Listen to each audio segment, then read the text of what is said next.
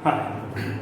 Last time we have seen the two phylums, Platyhelminthes, Aschelminthes, and now it is the internet is my friend collect the information. How does the infection of tapeworm in a man, liver fluke in a grazing animals, आणि मग grazing animals म्हणजे कोणते तर चरणारे okay like goat and sheep occurs and what are there preventive measures तर बघू आपण पहिले infection of tapeworm in a man okay सुरुवातीला animals becomes infected with the tapeworms animals becomes infected with the tapeworms while grazing in pastures or पुराण जिथं गायी चरण्यासाठी जागा असते अशा ठिकाणी जेव्हा ग्रेझिंग ॲनिमल्स किंवा ॲनिमल्स इन्फेक्टेड होतात टेपवर्मनी ओके किंवा मग त्यांचं जे ड्रिंकिंग वॉटर असते ते कंटॅमिनेटेड झालेलं असते तेव्हा ते ॲनिमल्स इन्फेक्टेड होतात आणि मग जर समजा ह्युमन बिंग्सनी त्यांच्यावालं जर समजा आपण मांस खाल्लं okay so it is if human beings consume raw or undercooked meat एक तर कच्चं मांस खाल्लं तशा प्राण्याचं किंवा अंडरकुक्ड म्हणजे चांगलं शिजवलेलं नाही पूर्ण शिजवलेलं नसलेलं अन्न जर खाल्लं आपण मांस खाल्लं त्यांचं of such animals that is beef or pork त्यांचं जर मांस जर आपण खाल्लं ते पण कोणतं कच्चं किंवा अंडरकुक्ड आणि मग असे ॲनिमल्स जर समजा यांना टेपवर्मचं इन्फेक्शन झालेलं असेल तर ते मग ह्युमन बिंग्स मध्ये येईल so they got or they get infected आणि मग त्यांना इन्फेक्शन होईल कोणाला ज्यांनी कच्चं मांस खाल्लं किंवा अंडरकुक्ड खाल्लं ओके मग human can also becomes infected if they consume the food आणि मग त्यांनी सुद्धा जर समजा असं खाल्लं तर ते सुद्धा इन्फेक्टेड होईल or a water contaminated with the feces of an infected person जर समजा वॉटरचं कंटॅमिनेशन झालं वॉटर जर दूषित झालं तर कशाच्या मुळे तर it is due to the feces of infected person the feces of infected persons वर flies किंवा आणखी दुसरे इन्सेक्ट सारखे आणि मग त्याच्यामुळे पाण्याचे स्रोत जर दूषित झाले आणि असं पाणी जर कंझ्युम केलं गेलं तर then in that case the human beings can contract the tapeworm infections मग प्रिव्हेंटिव्ह मेजर्स काय याचे तर मेंटेन द पर्सनल हायजीन वैयक्तिक स्वच्छता मेंटेन करणे then it is careful washing of fruits and vegetables fruits याचं केअरफुली वॉशिंग केलं पाहिजे आणि सर्वात महत्वाचं adequate cooking of beef pork etc आणि मग असे जे आहे की ज्याचं मांस खाल्लं जाते त्याचं ॲडिक्वेट कुकिंग झालं पाहिजे then and then we can prevent the tapeworm infection okay हे झालं टेपवर्मचं infection that is in a man Now it is infection of liver fluke in a grazing animals like a goat and sheep.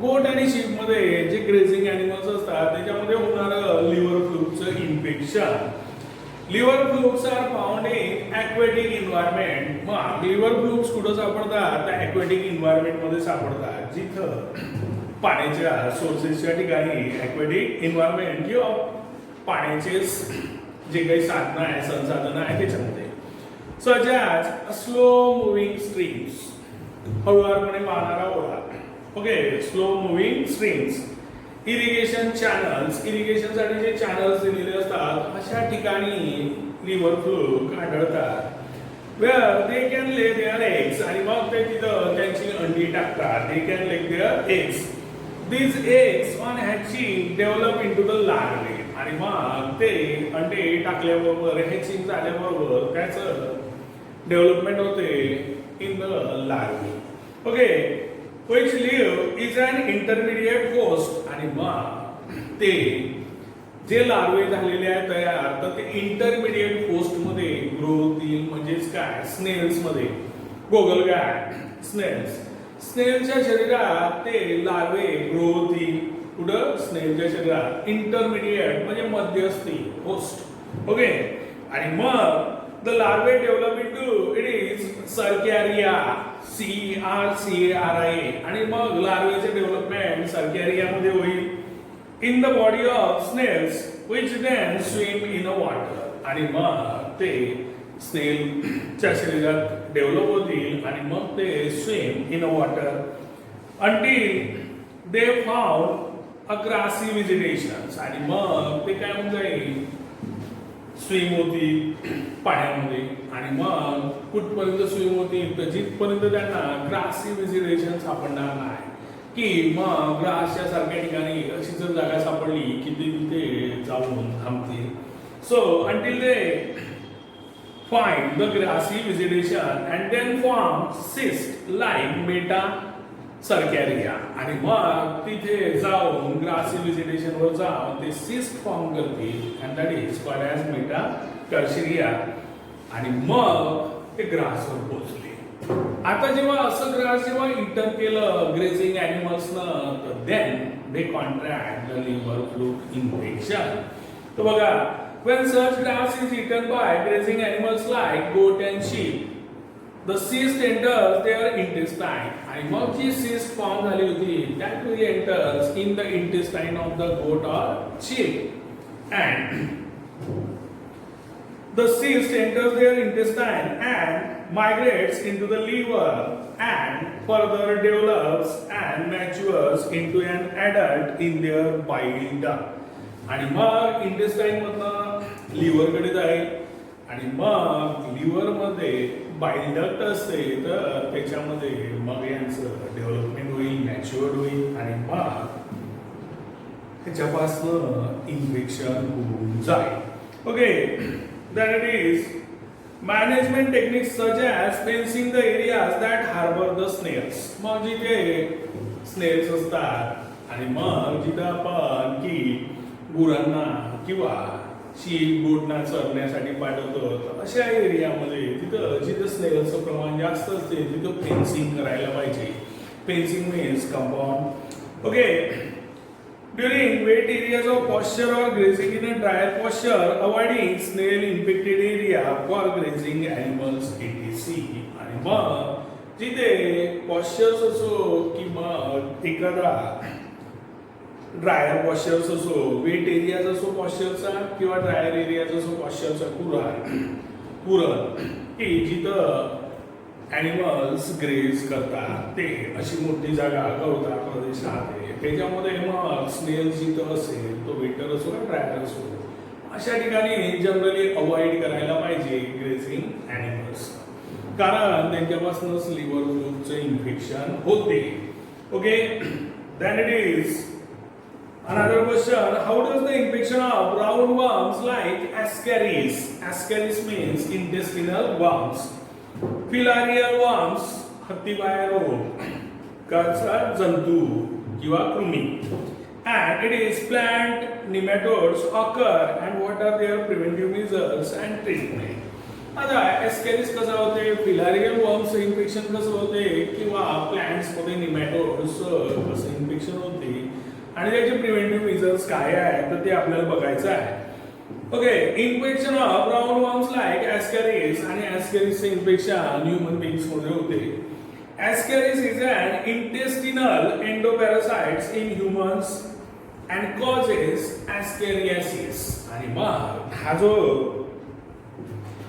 एस्कॅरियस काय आहे तर intestinal एंडोपॅरासाइट्स आहे endo means living in the body not on the in the body म्हणजे आपल्या शरीराच्या आतमध्ये होस्टच्या शरीराच्या आतमध्ये राहणारा एस्कॅरिस इज अन इंटेस्टिनल एंडोपॅरासाइट्स इंटेस्टाईन मध्ये राहणारा एंडोपॅरासाइट्स इंटेस्टाईन आतमध्येच आहे म्हणजेच हा एंडोपॅरासाइट्स आहे आणि पॅरासाइट्सचं पण सांगितलेलं आहे की पॅरासाइट्स म्हणजे काय दुसऱ्याच्या शरीरात जाऊन राहणे त्याच्यापासून आपलं न्यूट्रिशन मिळवणे आणि त्याला नुकसान पोहोचवणे that is called as parasites त्याला काय म्हणायचं पॅरासाइट्स तो होस्टच्या शरीरात गेला त्या होस्टला नुकसान पोहोचवत आहे, आपली स्वतःची ग्रोथ करून आहे, न्यूट्रिशन मिळवत आहे. सच animal or such organism is referred as parasite. आणि मग it is the intestinal endoparasites in humans and causes ascariasis. आणि मग ascaris पासून जो डिसीज होईल that is called as ascariasis म्हणजेच आपल्याला जंताचं वगैरे infection. Female lays capsulated eggs आणि मग ascaris मध्ये मेल फिमेल. तर फिमेल काय करेल तर अंडी टाकेल कॅप्सुलेटेड eggs which are released from the human body through the feces. आणि मग जे एग्स टाकलेले आहे फिमेलनी ॲस्केरियसच्या तर ते एग्स काय होईल तर रिलीज होईल from the human body. Human बॉडीमध्ये ते इन्फेक्शन झालेलं होतं तर ह्युमन बॉडीचे फीसेस असतात. मग त्याच्यावर काय होईल तर हे एग्स रिलीज होतील from the human body through the faeces and can infect the other humans. आणि मग याच्यापासून दुसऱ्या ह्युमनला सुद्धा इन्फेक्शन होऊ शकते. म्हणजे त्या फीसेसवर मग एखादे फ्लायज वगैरे सारखे यांच्या थ्रू मग वॉटर किंवा फूडचं कंटॅमिनेशन होऊ शकते. So human also become infected through injection of eggs through contaminated food. आणि मग contaminated food जर झालं तर ते एग्सचं कंझम्पशन ह्युमन बीइंग्स करेल. Example vegetables and fruits and water. तर कंटॅमिनेशन फ्रुट्स होऊ शकते, व्हेजिटेबलचं होऊ शकते किंवा वॉटरचं सुद्धा होऊ शकते. आणि म्हणूनच मग प्रत्येक वेळेला व्हेजिटेबल फ्रुट्स याला वॉशर्स केल्या गेलं पाहिजे. That it is preventive measures. Ascariasis can be prevented by proper disposal of human feces. आणि म्हणूनच मग उघड्यावर शौचास बसायला पाहिजे नाही. So it is by proper disposal of human feces, covering of eatables. कधी खाद्यपदार्थ झाकूनच ठेवले पाहिजे. Covering of the eatables. Proper handling of food. फूडला प्रॉपर हँडलिंगच केल्या गेलं पाहिजे. म्हणजे हात वगैरे स्वच्छ धुवून जे काही त्याच्यामध्ये आपण स्पून वगैरे वापरणार त्याला पण स्वच्छच असले पाहिजे. म्हणजेच proper handling of the food, maintaining personal hygiene. आणि सर्वात महत्वाचं सगळ्या ह्याच्यामध्ये पर्सनल हायजीन, वैयक्तिक स्वच्छता. ओके, तर हे जर केलं तर we can prevent the infection of ascariasis. That is ascariasis. Okay, आणि मग ascariasisचं इन्फेक्शन आपण अवॉइड करू शकतो. समजा झालं तर मग ट्रीटमेंट काय तर अँटीमेटिक ड्रग लाईक मेबेंडाझोल और अल्बेंडाझोल. अल्बेंडाझोलच्या टॅबलेट्स येतात, मेबेंडाझोलच्या टॅबलेट येतात. बऱ्याच जणांना माहीत आहे. तर ॲस्केरियसचं इन्फेक्शन झालं तर आपल्याला ह्या गोळ्या घ्याव्या लागेल, एक तर मेबेंडाझोल किंवा albendazole. So this is regarding the ascaris infection in a human beings. Now infection of filarial worms. आता हत्तीपाय रोगाचा कृमी. तर it is infection of filarial worms causes filariasis. आणि मग फिलारियासिस म्हणजे हत्तीपाय रोग. Okay, it is cause by it is wuchereria. WUCHERERIA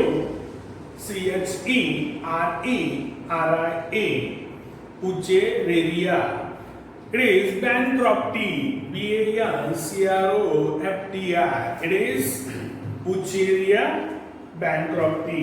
that is WUCHE Uchereria. It is bankruptcy.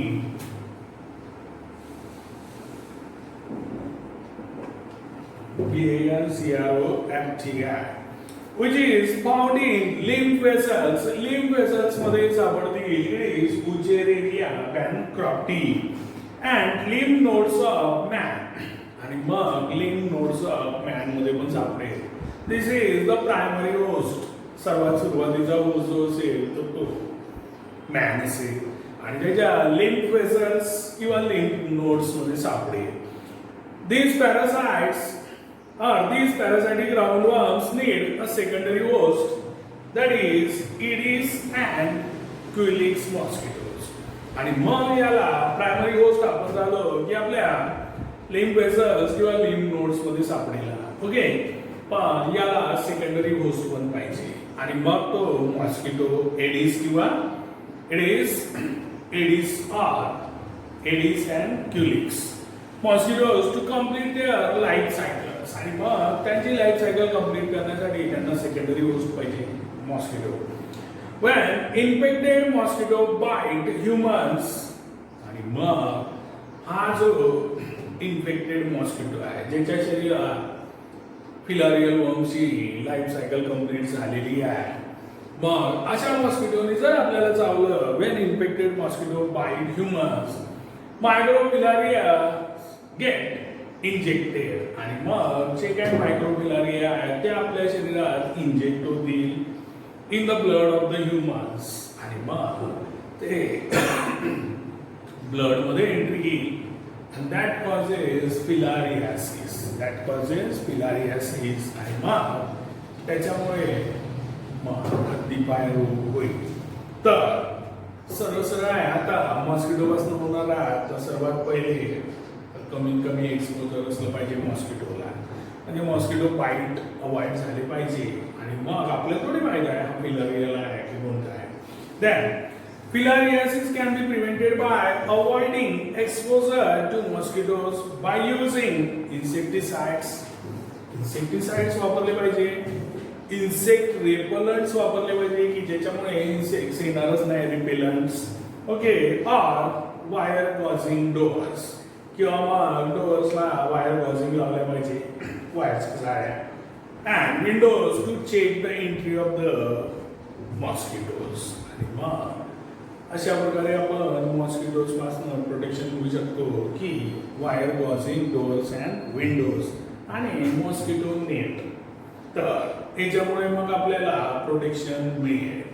Okay, याची ट्रीटमेंट काय आहे तर anthelmintic drugs like it is आयव्हरमेसिटिन.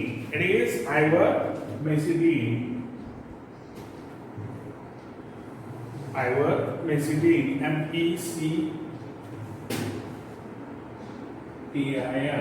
Please ivermectin ही ट्रीटमेंट आहे.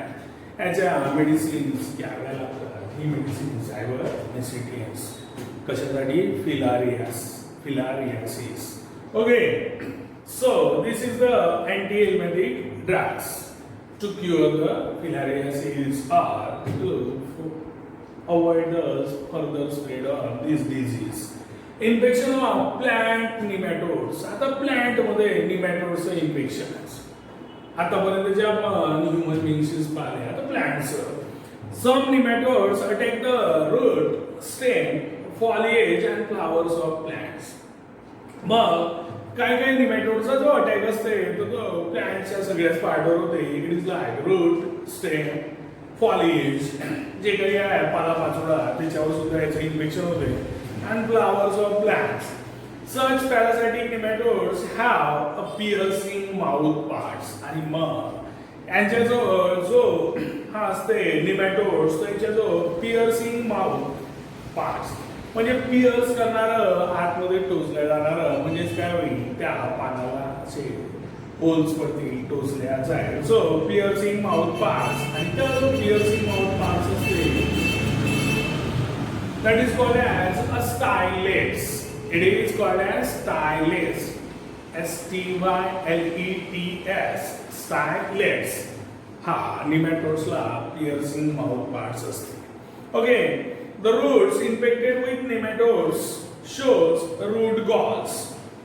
आता मग रूट वर जर समजा या nematodes अटॅक झाला तर काय होईल तो रूटला इन्फेक्शन होईल आणि त्याला म्हणतो रूट गॉल्स. रूट गॉल्स म्हणजे काय तर it is an abnormal enlargement or swelling of or on the root of plant. एक तर रूट abnormally enlargement होईल किंवा मग त्याच्यावर स्वेलिंग येईल, एखादा भाग असा वर येईल स्वेल. ओके, आणि मग हे पूर्ण त्या रूटच्या याच्यावर होईल आणि मग त्याच्यापासून तिथे इन्फेक्शन तयार होईल किंवा मग इंज्युअर्ड रूट टिप्स, रूटचे जे टिप्स आहे जिथे त्याची ग्रोथ होत असते त्यालाच इंज्युअर्ड करेल. अँड स्टंटेड रूट सिस्टीम, आणि मग रूट सिस्टीमची ग्रोथ काय केल्या जाईल तर होऊ दिल्या जाणार नाही. आणि स्टंटेड ग्रोथ म्हणजे स्टंटेड म्हणजे खुंटून जाईल, त्याची मग रूट सिस्टीमची ग्रोथ स्टंटेड होईल. ओके, प्रिव्हेंटिव्ह मेजर्स तर using nematode free nursery stock, आणि मग नर्सरीमधूनच झाड आणले पाहिजे की जे निमॅटोड फ्री असले पाहिजे for planting. Okay, fumigating the soil before planting, आणि मग जमिनीत काय करायचं तसा धूर निर्माण करतात, आणि धुरीने तिला काय केलं जाते it is made micro organism free. त्याच्यामध्ये फ्युमिगेशन म्हणजे धूर करायचा, आणि त्याच्यामधनं मग तेवढा भाग काय होऊन जाईल तर micro organism, harmful micro organism free बनवल्या जाईल. Fumigating the soil before planting using nematicides, आणि मग त्या सॉइलला फ्युमिगेटिंग करायचं की ज्याच्यामध्ये निमॅटिसाइड्स वापरायचं, म्हणजे निमॅटोड्स असणार नाही असं वापरायचं, आणि मग त्याच्यापासून आपल्याला बेनिफिट मिळेल. नावडेज द ट्रीटमेंट, आता त्याची ट्रीटमेंट तर remove infected plants and dispose them away from the garden areas. ज्याच्यावर निमॅटोड्स अटॅक झालेला आहे असे वाले प्लांट्स काढून टाकायचे, आणि त्यांना काढल्यावर तिथेच डिस्पोज ऑफ नाही करायचं तर गार्डन पासून दूर एरिया त्याला डिस्पोज ऑफ करायचं.